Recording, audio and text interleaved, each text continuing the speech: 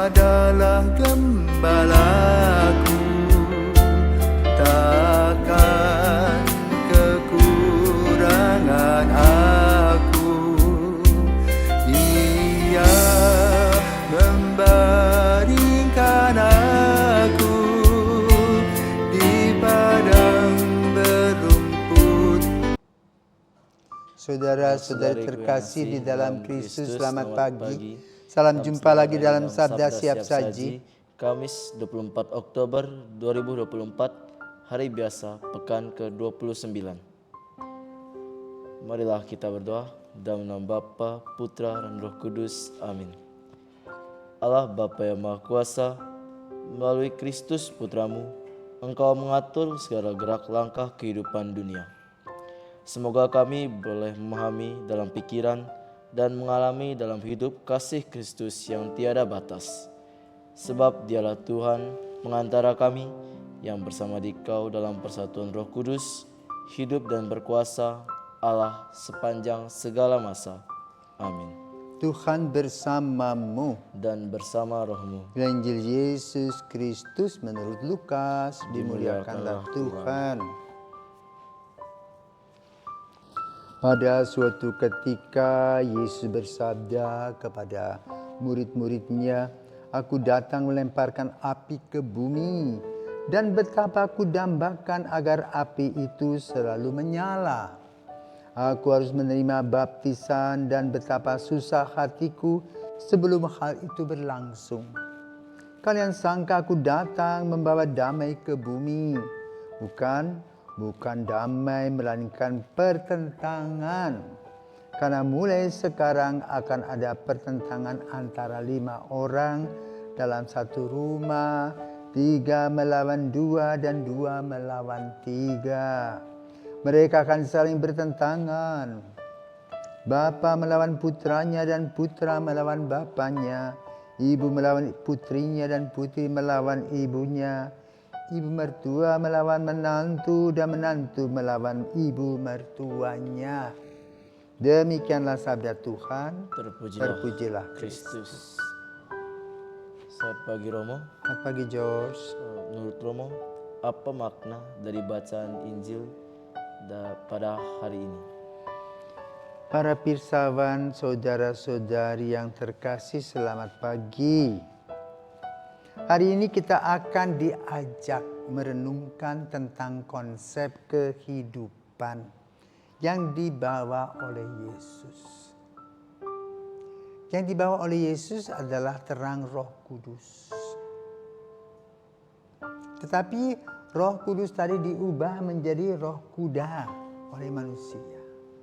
Maka api atau spirit Roh Kudus tadi sebetulnya untuk menumbuh kembangkan kemuliaan Tuhan, ternyata dibelokkan oleh manusia untuk memuliakan dirinya sendiri.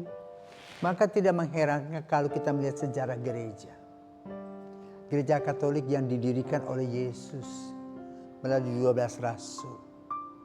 Sebelum Yesus wafat pun sudah satu yang mengkhianati, yaitu Yudas. Dan itu menggambarkan bahwa gereja semesta, gereja yang dinaungi Roh Kudus pun juga akan ada orang-orang yang meninggalkan dan mencari untung seperti Yudas. Maka kemudian sejarah gereja kita lihat mulai pecah. Ya. Dan perpecahan yang paling besar itu pada abad ke-15 Luther, Reformasi. Ada Calvin, ada Zwingli. Ya. Dan sampai hari ini gereja Protestan bertumbuh dan berkembang sekitar 40.000 cabang. Kenapa? Setiap orang merasa bahwa Tuhan menerangi aku dengan Roh Kudusnya. Tetapi sebetulnya bukan masalah itu. Ujung-ujungnya adalah duit, uang. Jadi kita menjual Yesus demi uang. Maka kita pun harus hati-hati dalam gereja Katolik. Yang boleh dikatakan masih solid secara hierarkis. Tetapi di dalamnya pun oknum-oknumnya hati-hati.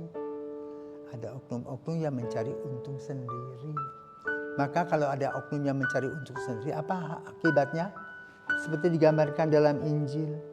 Putra dan bapa melawan satu sama lain, putri dan ibu bertengkar, menantu dan mertua berantem. Semuanya berhubungan dengan uang dan kuasa. Di sanalah Yesus mengingatkan kita agar kita waspada kepada diri kita sendiri dan sadar obor yang dibawa Yesus adalah obor Roh Kudus, bukan roh kuda. Api semangat yang Yesus berikan adalah api persaudaraan, bukan permusuhan. Apa yang dibawa oleh Yesus adalah sabda Allah yang kekal, yang menggambarkan bagaimana Allah solider mencintai manusia. Bukan manusia sebagai seorang yang ego, seorang yang konsumeristis, seorang yang hedonis menjual Yesus dengan jubah-jubah kita ini. Itulah yang perlu kita sadari. Karena terjadi dari waktu ke waktu, dari masa ke masa, dari zaman ke zaman. Kita harus waspada kepada diri kita sendiri, maka lalu harus ada gambaran secara umum konsep. Ya, kalau kita mau mengikuti Yesus, satu, kita harus punya komitmen.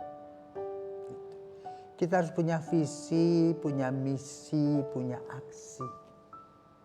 Dan solider dengan semua orang. Tahu bahwa kita duduk dan berdiri, tahu dan menghargai orang. Kalau orang punya kelebihan, sudah kita bersuka cita. Bukan kita lawan dengan iri hati dan dengki. Juga menjadi seorang pejabat gereja bukan melahirkan kesombongan rohani, tetapi kerendahan hati. Kalau kita tidak sanggup dengan tugas itu, jangan diambil. Bukan untuk bermegah-megah tugas pelayanan hierarki itu. Dan juga tahu bahwa hidup misalnya harus sendiri ya sendiri. Bukan ada di belakangnya bertanduk, punya simpanan dan sebagainya. Nah, ini yang meracuni kehidupan menggereja, menggerogoti kehidupan menggereja. Dan maka Yesus berkata apa tadi di sini? Aku datang melemparkan api ke bumi, dan betapa aku dambakan agar api itu selalu menyala. Itu dambaan Yesus. Aku harus menerima baptisan dan betapa susah hatiku sebelum hal itu berlangsung. Kenapa? Orang masih hidup dengan api amarah, api nafsu. Bukan dengan kesejukan yang disiram dengan air baptis. Ya. Maka Yesus melanjutkan, kalian sangka aku datang membawa damai ke bumi.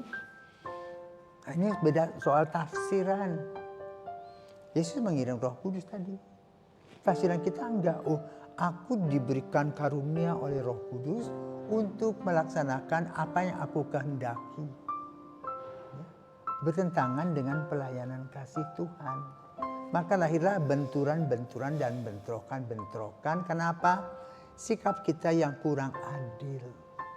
Kurang kasih. Kita memilah dan memilih. Sesuai dengan hati kita. Karena itu dalam mengambil keputusan kita harus membuat satu waktu untuk discernment dan membiarkan Roh Kudus menaungi kita, maka kemudian kita dapat mengambil keputusan dengan bijaksana dan hasil dari kebijaksanaan keputusan itu menyejukkan semua orang yang mendengarnya. Orang tidak menggerutu di belakang. Nah, bahaya adalah ketika orang menggerutu di belakang. Bisa terjadi sebuah pemberontakan. Nah, pemberontakan ini terjadi dalam kehidupan menggereja. Karena apa tadi? Roh Kudus tadi disingkirkan dengan roh kuda kita. Kemauanku bukan kemauan Tuhan. Nah, inilah yang diingatkan Yesus pada hari ini. Terutama dalam hidup keluarga. Ketika orang pacaran, mesra sekali. Setelah menikah, berantem. Ya, bukan saling mencari yang positif, memperlebar yang negatif, lalu bercerai. Anak-anak yang keleleran, padahalnya bertentangan dengan apa yang Yesus kehendaki. Tapi itu terjadi. Ada keluarga yang bahagia, ada keluarga yang tidak bahagia. Kan apa tadi? Satu sama lain seperti air dengan minyak.